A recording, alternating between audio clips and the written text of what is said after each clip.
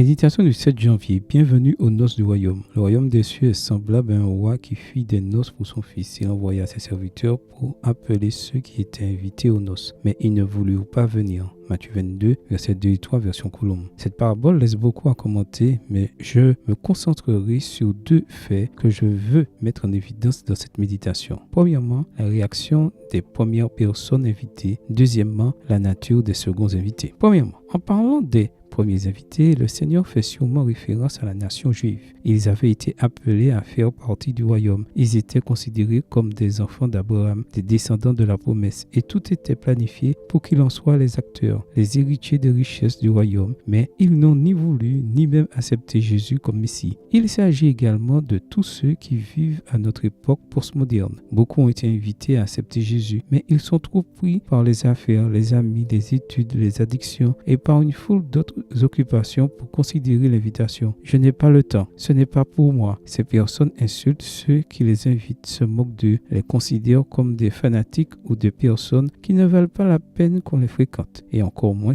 qu'on accepte leur invitation. Le second groupe d'invités est constitué de ceux qui, en apparence, n'ont pas été pris en considération pour les noces. Il s'agit de gens ordinaires qui se trouvaient sur les routes, dans les champs, qui n'étaient pas héritiers de la promesse, qui n'étaient pas enfants de la lignée d'Abraham, mais que le Père appelait et invitait. De nombreux auteurs bibliques s'accordent à dire qu'il s'agissait des païens comme les Juifs les appelaient. Méprisés par son peuple, le Seigneur étend l'invitation à toute nation, tribu, langue et peuple. Il n'y a plus de privilégiés. Désormais, tous peuvent être héritiers de la promesse par la mort de Jésus, leur sauveur. Celui qui n'était pas un peuple en est maintenant un. Ceux qui n'étaient pas invités peuvent maintenant être présents aux noces. Toi et moi ne sommes pas invités parce que nous le méritons. Nous n'en avons d'ailleurs même pas été jugés dignes. Le Seigneur est mort pour toi afin que tu puisses être héritier de sa promesse. Tu fais maintenant partie de sa lignée et il te considère comme son enfant. Tu penses peut-être ne pas être un assez bon candidat pour le paradis et en cela tu as raison, tu ne l'es pas.